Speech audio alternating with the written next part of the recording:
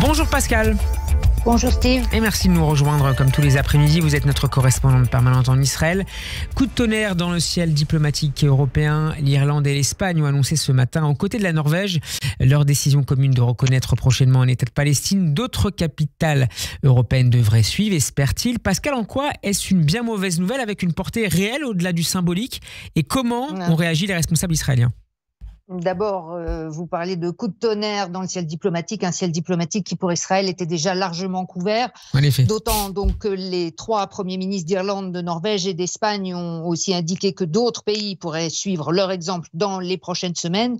Ils justifient donc leur décision par la nécessité de concrétiser la solution à deux États pour parvenir à une paix durable dans la région et pour accélérer la fin de la guerre à Gaza. En Israël, en tout cas, la réaction n'a pas tardé. Le ministre des Affaires étrangères a dénoncé une récompense au terrorisme. Il a d'ores et déjà rappelé ses trois ambassadeurs en consultation et convoqué les ambassadeurs irlandais, norvégiens et espagnols pour entendre la protestation officielle d'Israël. Jérusalem devrait aussi réduire au strict minimum sa coopération avec leurs représentations diplomatiques.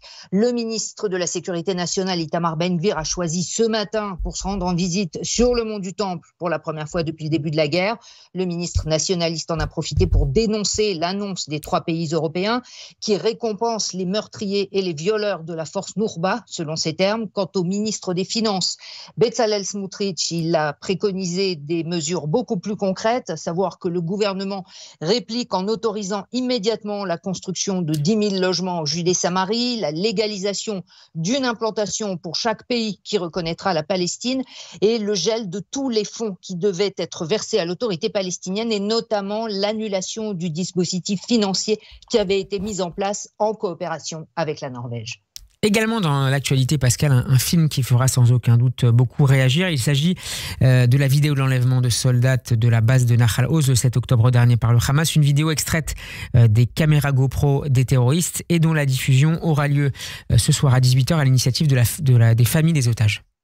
Oui, vous avez tout dit, Steve. Effectivement, le porte-parole de Tsahal va diffuser ce soir une vidéo de 3 minutes et 10 secondes compilée avec des images prises par les terroristes du Hamas, des 5 soldats capturés le 7 octobre de la base de Nahal Oz, des images filmées peu après leur capture et dont les familles ont autorisé la diffusion. Cette vidéo, bien que censurée et éditée, sera très difficile à visionner.